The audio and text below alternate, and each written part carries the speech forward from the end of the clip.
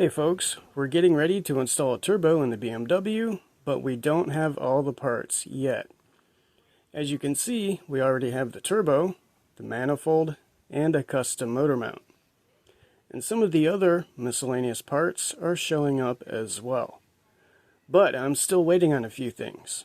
In the meantime, I want to go racing. It's been a while since I took the basket case BMW to the racetrack, and we've made some major upgrades since then.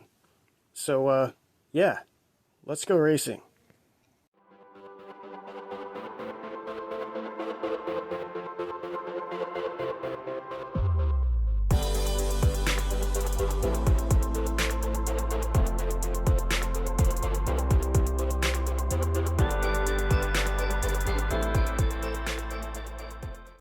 Okay, so before we hit the racetrack, I want to make sure everyone is up to date on the basket case BMW project. The channel has a lot of new viewers, and some of them may not have seen all the videos yet. Did you know the channel already has over 120 videos on this car? We've done all kinds of fun stuff, like weight reduction, a complete suspension overhaul, limited slip rear differential, a custom-built transmission, and a bunch of other stuff. So check out our back catalog of videos, and chances are you'll find something interesting.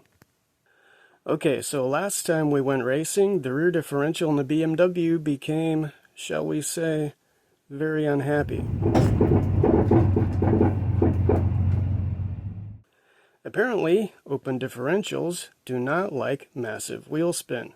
Who would have guessed? Since then, I installed a limited slip rear differential, and I also replaced the ZF automatic with a GM automatic. I did a complete rebuild on the GM unit, plus I added some performance parts. So hopefully the GM unit can handle a boosted engine. But the big question is how the GM unit will affect the car's performance. You see, the gear ratios in the GM unit are different from the gear ratios in the ZF unit. I made a spreadsheet to show you what I'm talking about. So here we have the ZF unit on the left and the GM unit on the right. You can see we have the gear ratios for each gear in the transmission, and the rear diff ratio, aka final drive ratio, is on the bottom. Those numbers in the right side column are the total gear ratio at the rear axle. If you take the transmission gear ratio and multiply it by the rear diff ratio, that gives you the total gear ratio. So let's compare those numbers.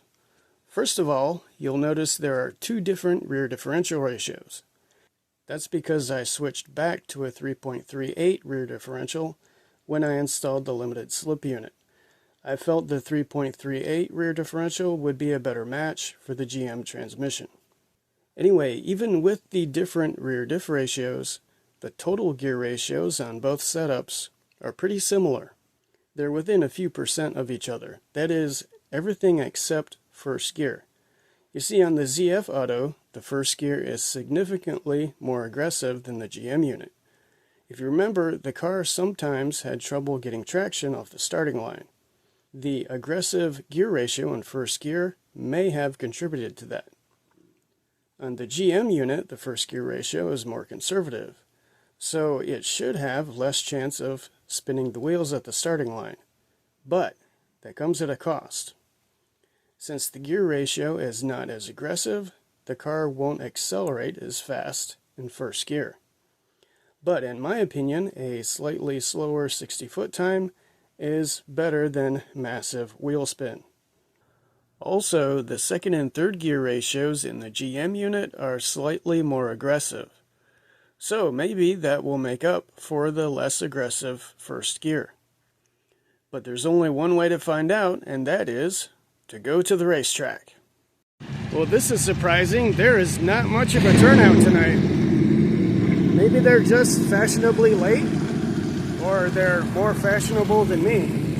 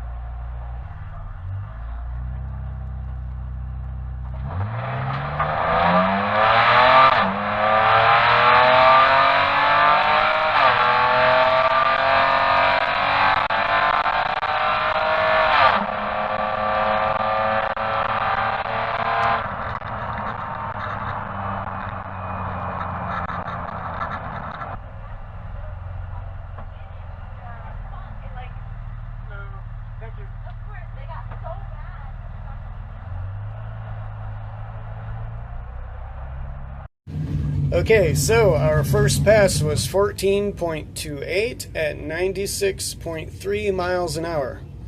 It's not bad, but it's definitely not a new personal best. I think my personal best was 14.1 at 98 miles an hour. So anyway, the launch felt pretty good. Second and third gear also felt pretty good, but the car felt like it just fell on its face in fourth gear. I'm not sure what's up with that. But we'll give it one more chance and see what happens.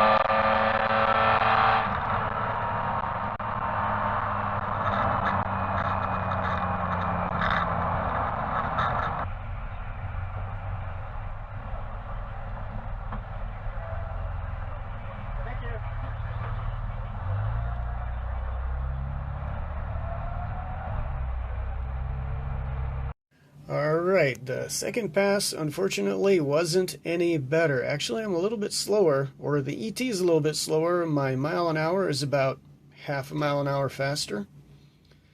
At the back end of the track, when it shifts into fourth gear, it actually feels like it might be locking up the torque converter or something.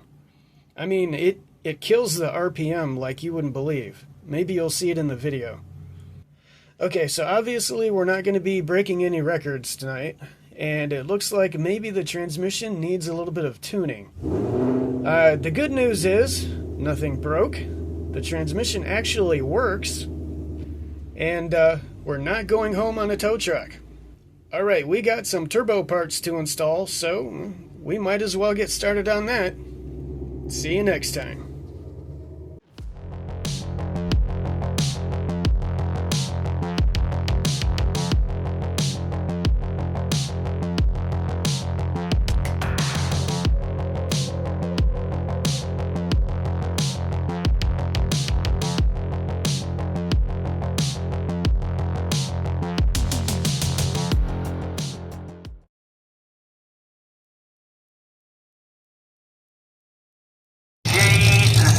Powered with a Pro Charger supercharger on board. The other two JZs are turbocharged. This, as far as we know, the first 2JZ with any type of blower on it. And it does have a Pro Charger. That car.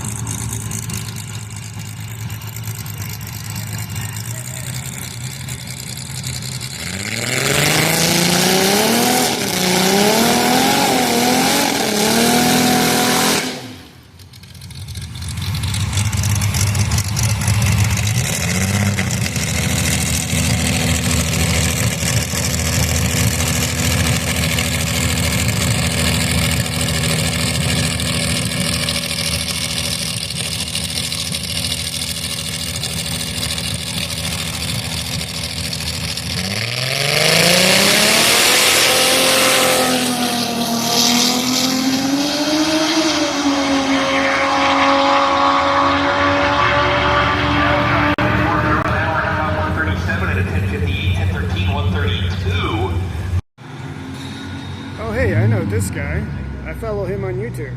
That guy right there.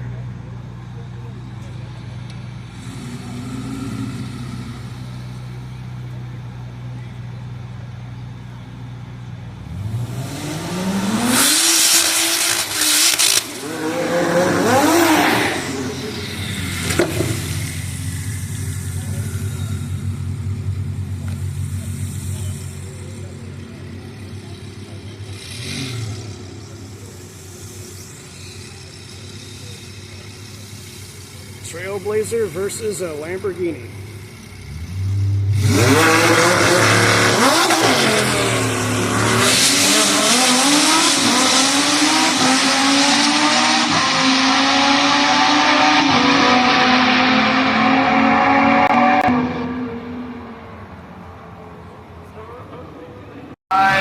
320 Swan, or you call it anything like BMW related? No?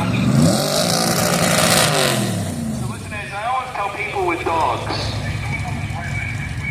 I always tell people that have dogs, if you're a car person and you name your dog like Spot or Penny or, Veronica